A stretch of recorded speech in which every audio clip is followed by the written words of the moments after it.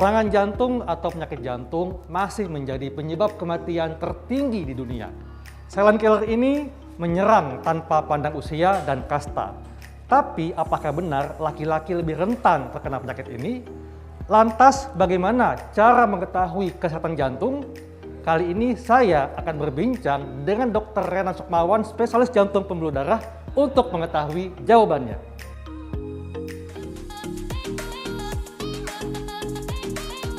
Serangan jantung atau penyakit jantung ini kan sudah banyak diderita oleh segala usia dan berbagai kalangan. Sebetulnya dok, apa penyebab dari serangan jantung atau penyakit jantung koroner ini?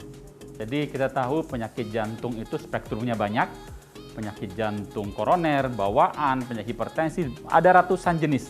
Kalau kita bicara penyakit jantung koroner, sebab utamanya adanya penyempitan di pembuluh darah koroner yang mengaliri darah ke dinding-dinding jantung. Ketika itu ada penyempitan atau penyumbatan, maka aliran ke sana terganggu, yang harusnya membawa makanan dan oksigen akan terganggu, sehingga pasien akan merasa keluhan mulai dari nyeri dada, sesak nafas, sampai nyeri ulu hati dan sebagainya yang memerlukan pertolongan. Tadi dikatakan nyeri dada sebagai gejalanya.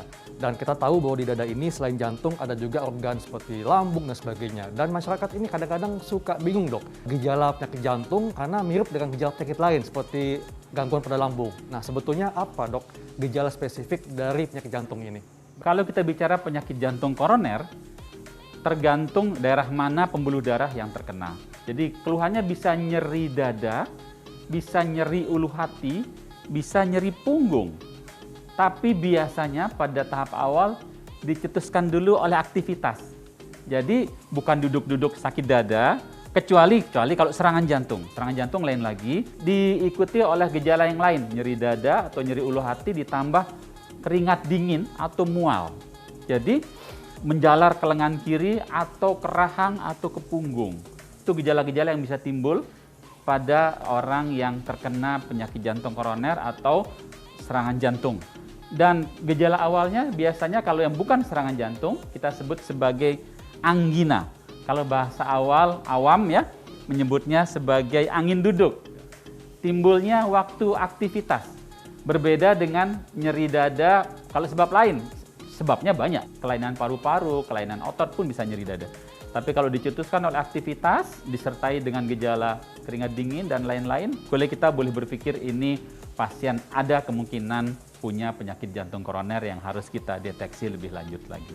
Tapi apa benar dok kalau kaum pria lebih rentan untuk terkena penyakit jantung dibandingkan wanita? Kalau kita bicara tentang data statistik, memang pria itu mempunyai kecenderungan untuk penyakit jantung yang bahkan berujung pada serangan jantung atau kematian, itu angkanya 1,5 sampai 2 kali lipat daripada wanita. Yaitu berbahagialah para ibu-ibu, para wanita ya, karena salah satunya yang diperkirakan mekanismenya adalah adanya hormon estrogen ya, yang itu menjaga aktivitas pembuluh darahnya supaya tetap elastis ya. Kalau kita pria dengan bertambahnya usia, pembuluh darah kita akan pelan-pelan akan semakin kaku. Betul. Keras, dan kemudian apalagi kalau tidak dijaga ya dengan baik, maka dia akan mudah masuk kolesterol ke dinding pembuluh darah yang kemudian pelan-pelan akan menyebabkan penyempitan pembuluh darah atau namanya aterosklerosis itu. Bagi mereka yang sudah pernah terkena penyakit jantung, kan tadi dikatakan jenisnya banyak dok ya penyakit jantung ini. Nah, apakah dapat disembuhkan dok? Jadi penyakit jantung itu ketika kita mendeteksi dini dari awal dengan baik, semua tindakan, prosedur, deteksi, sampai penanganan, semua bisa menyembuhkan penyakit jantung. Kecuali misalnya penyakit yang sudah sangat lanjut, ya, terlambat dibawa atau tidak terdeteksi dengan baik dari awal, bisa saja memang yang kita bisa lakukan prosedur-prosedur paliatif namanya. Tetapi sebagian besar kalau kita bisa deteksi dari awal berbagai jenis penyakit jantung ini dengan baik, kita punya berbagai cara untuk deteksi itu, tahapan pemeriksaan kita lakukan, sebagian besar penyakit jantung dan pembuluh darah bisa kita sembuhkan, kita tangani, sehingga pasien bisa kembali beraktivitas seperti sebelum terkena penyakit jantung dan pembuluh darah yang lalu. Selain deteksi di rumah sakit, apakah ada cara yang dapat dilakukan masyarakat untuk mengetahui kondisi jantungnya misalnya dalam kehidupan kesehariannya? Ya, ini sangat penting untuk masyarakat kita memperhatikan keluhan ketika beraktivitas. Kalau sebelumnya masyarakat kita ini bisa berjalan 100 meter atau naik tangga 2 lantai tanpa keluhan. Iya. Ketika itu tiba-tiba ada gangguan fungsi yang sebelumnya bisa naik 2 lantai jadi nggak bisa, atau jalan 100 meter biasanya bisa jauh tapi ini jalan sedikit saja udah mulai sesak, nyeri dada, rasa nggak enak di dada bersama dengan keringat dingin. Pada kondisi itulah maka kita baiknya lakukan screening ya, pemeriksaan lebih lanjut. Atau misalnya selama ini bisa goes ya aktif bergerak bersepeda ya, bisa beberapa putaran, sekarang kok rasanya sedikit putaran saja sudah mulai sesak. Betul. Dan tidak harus gejalanya nyeri dada, bisa juga misalnya nafas pendek.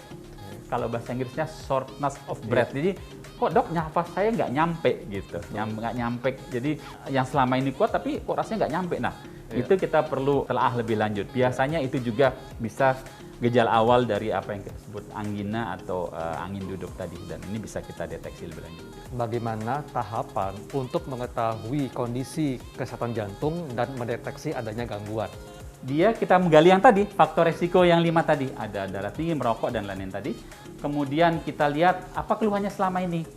Oh, dia bilang bahwa dia jalan sedikit, selama ini 100 meter kuat, ternyata sekarang menjadi nggak kuat. Nah, itulah kita buktikan lebih lanjut. Ya. Maka kita lakukan pemeriksaan awal yang namanya pemeriksaan EKG dulu, rekam jantung. Ya. Kemudian, rekam jantung ini kita konfirmasi lagi dengan pemeriksaan treadmill. Kenapa treadmill ini penting sekali?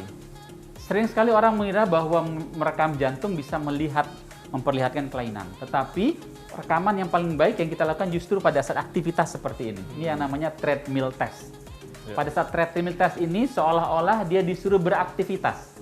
Seolah-olah dia disuruh jalan naik tangga, sama dengan jalan naik tangga tadi, atau sama dengan lari 100 meter tadi. Kemudian dibuktikan apakah terjadi perubahan rekaman jantung. Jadi kita lihat di situ ada dipantau terus rekamannya. Ketika terjadi perubahan di situ, kita sebut sebagai treadmill test positif. Ini yang kemudian kita tindak lanjuti kalau pernah dengar untuk betul-betul ngecek sumbatan dengan kateterisasi. Ya, kalau dia hasilnya positif, ada tanda-tanda yang kita cari dari sini. Terutama waktu dia beraktivitas atau treadmill pada menit yang agak tinggi, misalnya 5 menit, 6 menit, 7 menit. Ketika itu dia mulai memacu jantungnya untuk bekerja. Sehingga beban jantung menjadi lebih berat, maka timbullah perubahan rekaman itu. Jadi nggak terdeteksi waktu tiduran tadi. Waktu di EKG saat tidur nggak terdeteksi. Terdeteksinya saat dia beraktivitas pada menit-menit yang saya sebutkan tadi. Makin cepat perubahannya, makin tinggi positifnya ya. Jadinya kadang-kadang yang sudah penyumbatannya berat, ya banyak misalnya, baru treadmill sebentar saja rekamannya sudah berubah. Kita nggak teruskan. Jadi treadmill ini bukan untuk melihat berapa kuat, ini terutama untuk kita, itu juga bisa, tetapi terutama untuk mendeteksi perubahan rekaman ketika pasien ini kita minta untuk beraktivitas. Jadi seolah-olah dia bekerja atau beraktivitas, lihat perubahan rekaman jantungnya. Ini yang kita lakukan. Jadi dengan ini maka kita bisa mengarahkan atau bisa kita pikirkan pasien ini punya penyakit jantung koroner apa tidak. Ya. Yang lebih tinggi lagi tentu dengan kateterisasi, melihat sumbatan dan sebagainya. Satu lagi yang pemeriksaan yang perlu, bisa juga bahwa keluhan yang tadi disampaikan oleh pasien kita, sebabnya karena memang ada kelainan anatomi. Jadi jantungnya mungkin dindingnya tebal, mungkin ada kelainan katup, ya, mungkin ada perubahan lain yang nggak bisa dideteksi dengan ini, maka kita lakukan pemeriksaan echokardiografi. Echokardiografi itu USG jantung. Iya. Dua pemeriksaan ini paling penting untuk mendeteksi penyakit jantung. Saya boleh katakan bahwa 80-90% sudah bisa kita arahkan. Sebenarnya pasien ini punya penyakit jantung apa tidak dan arahnya penyakit jantung yang mana. Kemudian tahapnya yang mana. Bahkan kita bisa mulai memberi terapi atau memikirkan tindakan lebih lanjut untuk pasien kita. Jadi nanti kita pastikan arahnya kemana, nanti lihatnya supaya temannya nggak. Bagus ya Pak? Ada beberapa tips yang mudah untuk kita dapat terhindar dari penyakit jantung dan pembuluh darah yang kita sebut sebagai fenomena sehat. Jadi gampangnya sehat itu kita mulai dari huruf S, seimbangkan gizi, E-nya enyahkan rokok, hanya hadapi stres, ya hadapi. Kemudian A-nya awasi tekanan darah, T-nya teratur berolahraga. Dengan demikian maka kita bisa mulai dari diri kita, keluarga kita, untuk bersama-sama melakukan supaya terhindar dari penyakit jantung dan pembuluh darah. Dan bila sudah ada gejala-gejala yang menyertai, maka segera datangi fasilitas kesehatan terdekat dan kita bisa melakukan pemeriksaan-pemeriksaan yang lebih detail untuk memastikan semoga kita semua sehat dan terhindar dari penyakit jantung dan pembuluh darah. Itulah tadi perbincangan saya dengan Dr. Renat Sukmawan, spesialis jantung pembuluh darah. Saya Dr. Halcari untuk Hidup Sehat Plus.